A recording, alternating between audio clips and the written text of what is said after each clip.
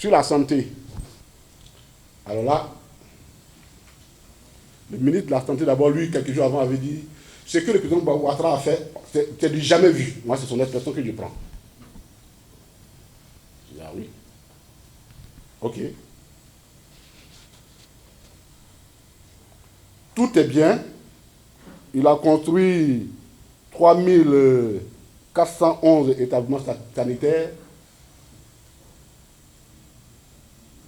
Il a un taux d'occupation, logiquement, qui dépasse un taux d'existence de ces établissements-là qui dépasse de loin la norme même admise. Ça, ce sont les chiffres qu'il donne. Donc, vraiment, il donne le 100 cadeaux, 10 000 poches de 100 cadeaux, et tout est bon. Bon, alors, on a un problème. Comment se fait-il que, avec tant de choses, de réalisations et des stages, la Côte d'Ivoire soit parmi les premiers pays d'Afrique à avoir l'un des taux les plus élevés de mortalité infantile? 15e pays qui a le taux le plus élevé sur les 54 pays africains, le plus élevé de mortalité infantile et maternelle, c'est-à-dire mère, enfant. Et des pays comme le Burkina Faso, le Libéria, le Togo, le Soudan, la Gambie ont un taux largement en dessous. Ce n'est pas le PPACI qui le dit, ça c'est l'agence internationale, une agence de l'ONU, voilà, le groupe interinstitution des Nations Unies pour l'estimation de la mortalité infantile. Dans la même veine, la Côte d'Ivoire fait partie des pays africains qui a l'espérance de vie la plus courte. À ce niveau-là, des pays inimaginables, je ne sais pas si je peux vous le dire, hein, les mêmes pays, le Ghana, l'Éthiopie, le Sénégal, ainsi de suite, sont largement devant.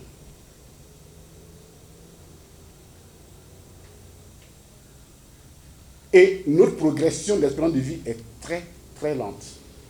Alors que dans les autres parties de l'Afrique, il y a eu un bond spectaculaire, mais en Côte d'Ivoire, c'est très lent. Donc, il y a deux choses l'une. Soit on construit des établissements qui ne servent pas à soigner les gens, soit on les construit et il n'y a pas d'équipement à l'intérieur.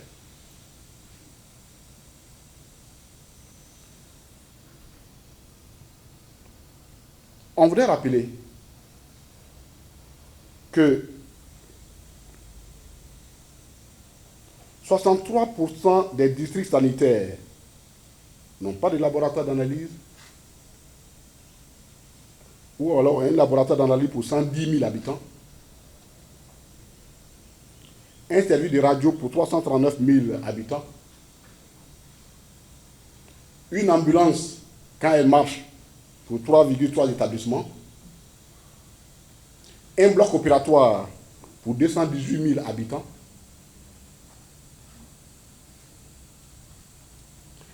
et même quand les lits sont disponibles, ils sont couverts à 44% parce que les gens n'ont pas les moyens de pouvoir payer le ticket modérateur qu'on leur fixe par l'État lui-même.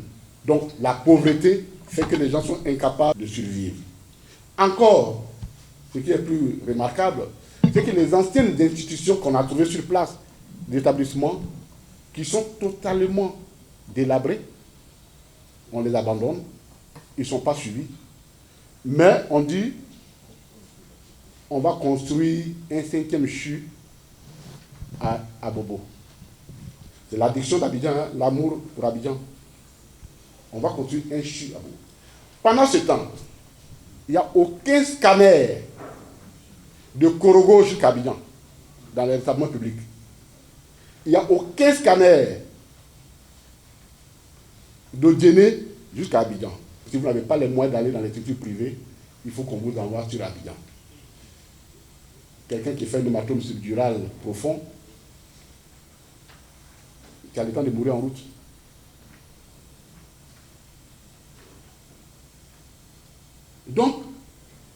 les réalités qu'on cache. Mais pourquoi le régime de RHDP a tendance à abandonner ce qui existait avant, au lieu d'améliorer, à abandonner pour le développement? Parce que tout simplement, ça fait partie de leur gène.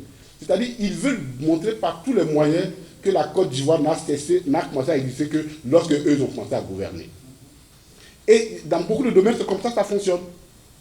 Vous allez vous rendre compte que le lycée scientifique qui a fait notre fierté à Yamoussoukro est complètement abandonné parce qu'il est à Yamoussoukro pour le lycée excellent à Bassam qui s'appelle Alassane Ouattara. C'est symptomatique de la réflexion dans laquelle nous nous trouvons. C'est la réalité. Vous arrivez dans l'INHP, l'Institut Polytechnique Oufo-Boigny, l'ancien N7 et NSTP, qui a formé beaucoup de cadres, y compris ceux-mêmes qui sont aujourd'hui dans le gouvernement, qui a fait la fierté de la Côte d'Ivoire, est complètement en ruine. Pendant ce temps, on cherche à construire d'autres écoles. J'ai vu quelque part qu'ils veulent construire encore des écoles d'excellence. Mais pourquoi diantre ne pas s'occuper de ce qui existe, donner les moyens de ce qui existe, vous les abandonnez pour aller construire quelque chose? Mais c'est quoi? Pourquoi ramener tout à soi-même? Pourquoi ramener tout à soi-même? Je ne sais pas si quelqu'un est allé au lycée scientifique de Yamoussoukro ces temps-ci. Mais quand on y arrive, on est complètement déçu. Nous pensons que cette gouvernance-là, c'est du gâchis d'argent, parce que c'est l'argent de l'État, et on ne peut pas gaspiller l'argent de l'État comme ça. Si vous voulez étendre au moins les acquis, tenir compte des acquis, renforcer les acquis. On rappelle que par exemple des districts comme ça, comme Korogo 2, Kwasi-Kwasi-Kro, Doropo, Transia, Téni, Botro, n'ont ni bloc opératoire, ni section d'imagerie, ni laboratoire de biologie. Il faut ajouter une akara dessus, c'est chez moi, il n'y en a pas. Une politique, elle vise un objectif. Quand le président Laurent Gbagbo est arrivé au pouvoir, il a décidé qu'il faut qu'on s'attaque de façon frontale à la question du sida, qui était une préoccupation de santé publique énorme en Côte d'Ivoire. Quand nous prenons le point en 2000, le taux de prévalence en Côte d'Ivoire était situé autour de 12,5%. C'est-à-dire que 12 sur 5 des Ivoiriens, sur 100 Ivoiriens, en moyenne, étaient séropositifs en moyenne. Le président Laurent Gbagbo a décidé qu'il fallait casser ça. Et il a accordé une priorité là-dessus. Il a créé un ministère chargé de la question. Parce qu'il savait que c'est un problème de santé publique, il faut le régler. Et je vous en prie de me croire, quand nous quittions le pouvoir en 2011, le taux de séroprévalence était tombé à 3,5%. C'est ça qu'on appelle une politique par objectif. On avait même réussi à bloquer la transmission du sida mère-enfant. La prise en charge des rétroviraux, tout ça, l'État avait vraiment investi pour la prise en charge et la lutte contre le sida avec efficacité. Les résultats sont arrivés, on les a vus. On ne fait pas la politique au hasard. On l'a fait avec des objectifs bien précis. Nous le disons parce qu'il y a beaucoup de personnes qui continuent de dire « Ah, le président Laurent Gbagbo n'a rien fait ». On vous rappelle tous ces éléments pour que vous puissiez les comprendre.